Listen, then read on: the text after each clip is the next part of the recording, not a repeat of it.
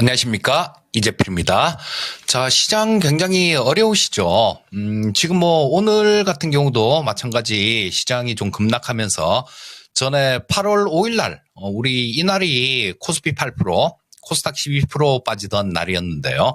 거의 뭐 그 수준까지 밀린 상황입니다. 자, 원래 뭐 오늘은 내일이 옵션 만기이기 때문에 옵션 포지션도 보면서 요렇게 말씀드리는 게 맞을 것 같은데, 지금은 그거보다 더 중요한 얘기가 있기 때문에 이 부분은 만기 관련된 부분들은 끝날 무렵에 시간이 허락된다라면 말씀드리도록 하겠습니다. 자, 시장 지금 대부분의 섹터들, 대부분의 종목들이 52주 신저가를 기록하고 있는 상황입니다. 지금 현재 시장은 투자하고 있는, 내가 어느 쪽에 머물러 있는가, 투자하고 있는 섹터가 손익을 바로 직접적으로 결정하는 시장입니다. 자, 지금 이 좋은 섹터들은 트럼프 트레이드 관련된 종목들, 이런 종목들만 굉장히 좋죠. 그리고 지금 이 시장에서 그렇게 보셔야 됩니다. 장이 좋을 때는 그렇게 티가 안 나요. 다들 이렇게 잘 하고 그러니까요. 자, 근데 시장이 안 좋을 때, 그때가 옥석을 가릴 수 있는 가장 좋은 기회입니다. 사람도 마찬가지지 않습니까? 내가 좋을 때는 주위에 사람들도 많잖아요. 그런데 내가 좀 어려워져 보면 진짜 친구가 누군지 그 부분을 알게 됩니다. 자, 시장 상당히 어려운데 지금 이 시간을 통해서는 굉장히 좀 많이 도움을 드렸다라는 생각입니다. 섹터별로도 마찬가지고. 자, 지금은 또 시장 부분은 지금 어떤 종목들이 시장에 주목을 받고 있는가, 그 부분을 보셔야 되는데요. 그 섹터가 진짜 섹터다라는 거예요. 자, 이후 한 가지 말씀드리면 트럼프 트레이드 관련해 갖고 지금 조정이 좀 있죠, 오늘은. 근데 트럼프 1기보다 2기 때는 트럼프가 훨씬 더 강력한 힘을 가질 걸로 생각합니다. 왜냐하면 트럼프 1기 때도 마찬가지 미국 의회를 공화당이 1기 앞에 2년 동안요, 공화당이 상하원을 다 장악했었습니다. 근데 그때 트럼프가 자기 정책을 이렇게 이행한 게 한 23% 정도밖에 안 된다 그래요. 왜일까요? 이때는 트럼프라는 사람이 워낙 좀 어디로 튈지 모르고 과격하기도 하고 좀 종잡을 수가 없는 사람이기 때문에 공화당 내에서도 트럼프에 반대하는 사람들이 상당히 많았었어요. 하지만 지금은 얘기가 달라졌습니다. 4년 동안 떠날 사람들은 다 떠났죠. 그래서 오직 트럼프의 충성파, 트럼프하고 뜻을 함께 할 수 있는 그런 사람들만 남아있는 거예요. 트럼프 주위에는. 그러니까 이 트럼프 관련되는 부분들도 좀 더 계속해서 어떤 일을 하더라도 강한 추진력을 가질 수 있게 되는 겁니다.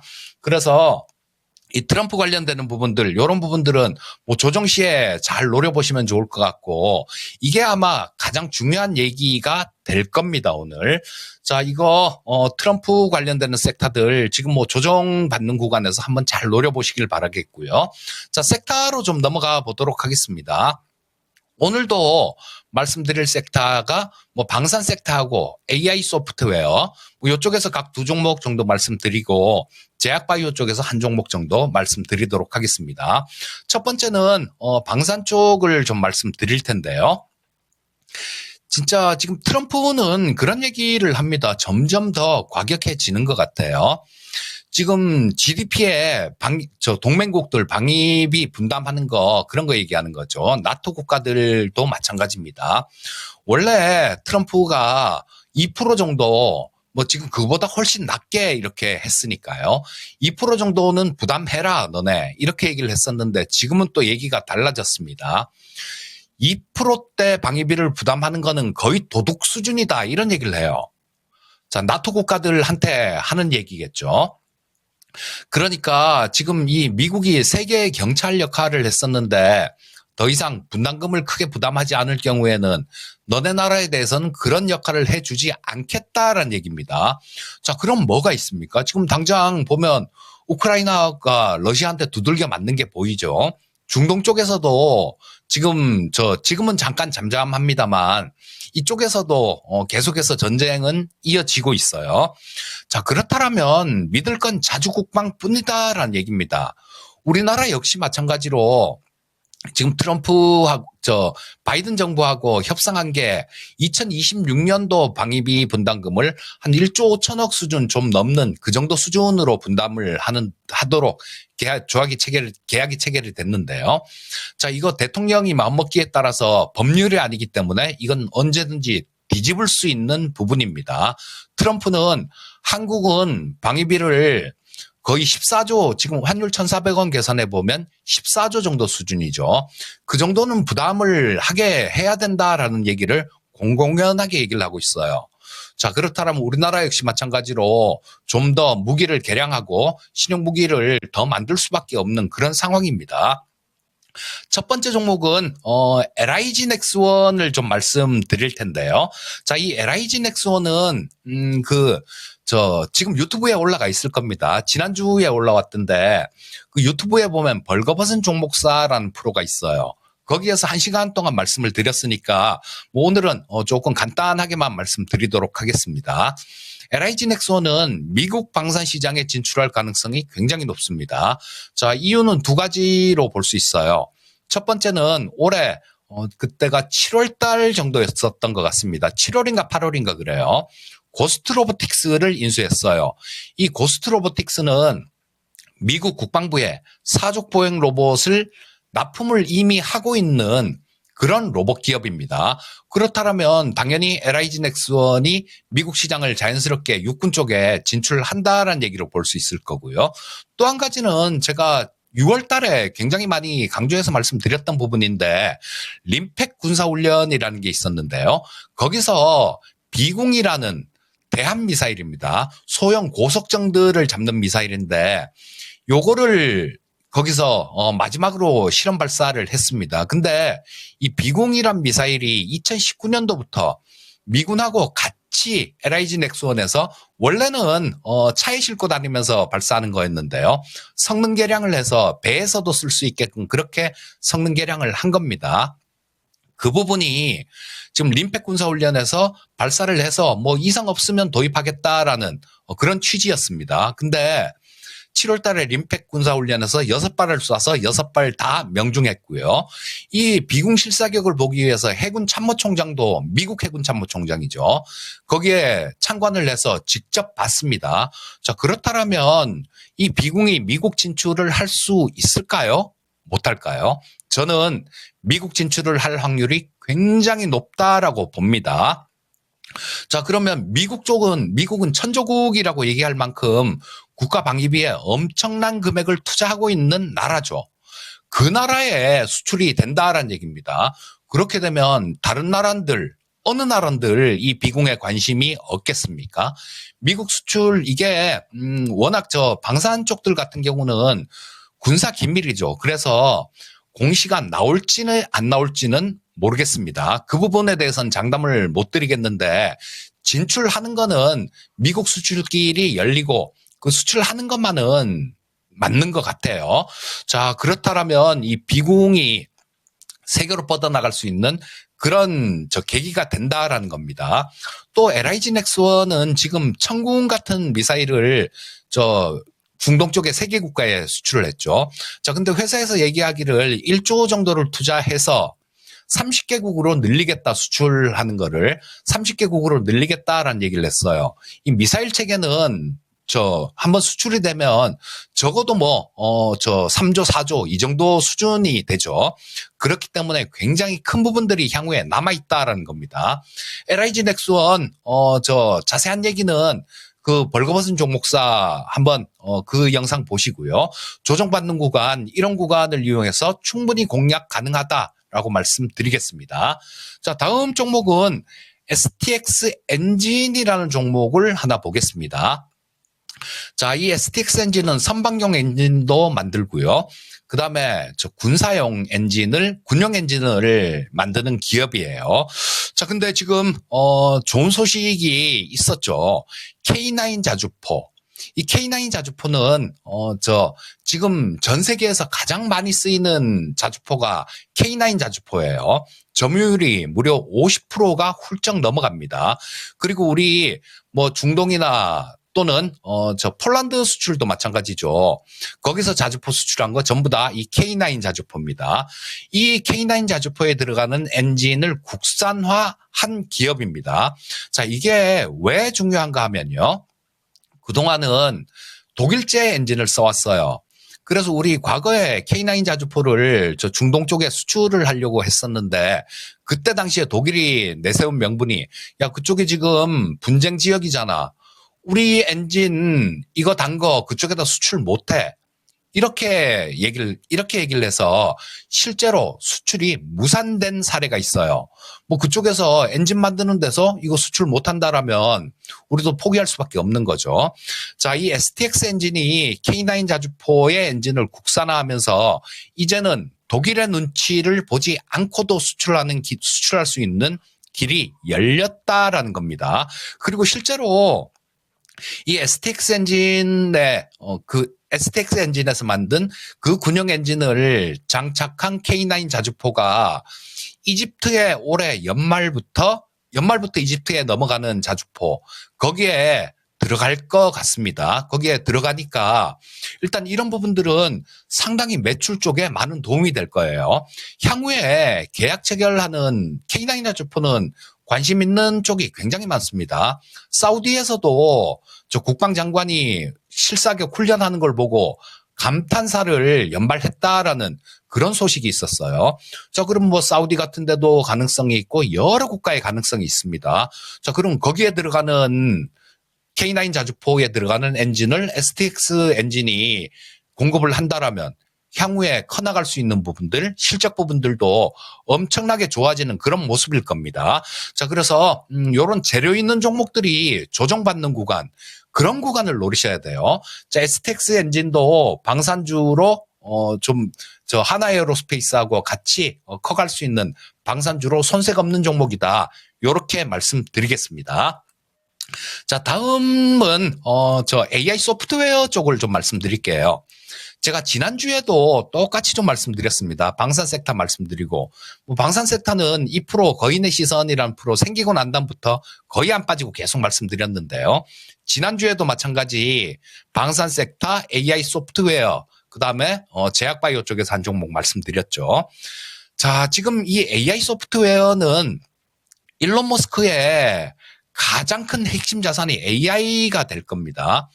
일론 머스크가 실제로 자기 지분이 테슬라의 25%는 돼야 된다라고 얘기를 하면서 주주들을 협박을 냈는데요. 그때 어떤 협박을 냈냐면, 야, 이거, 내가 그 정도 지분을 못 갖게 되면 AI나 로봇 같은 것들, 이런 것들은 테슬라 밖에서도 할 수 있어.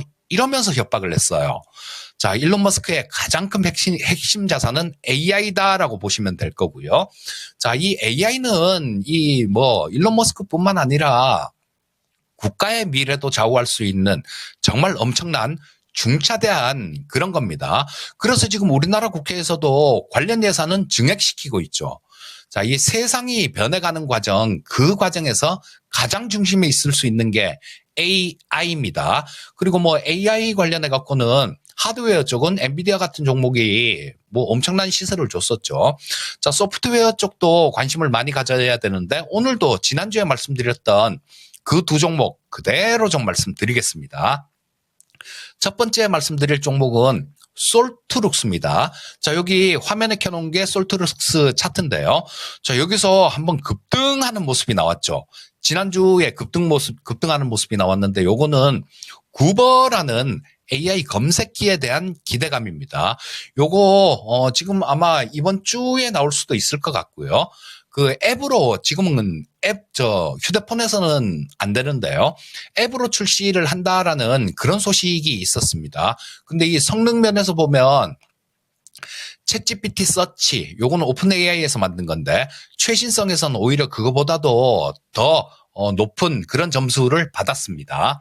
자, 그래서 구버 서비스에 대한 기대감이 있는데 실적 부분 살펴보면요. 아직까지는 적자 기업입니다. 하지만 매출이 하반기에 집중돼 있는 그런 기업인데요. 이쪽이 다 그렇습니다.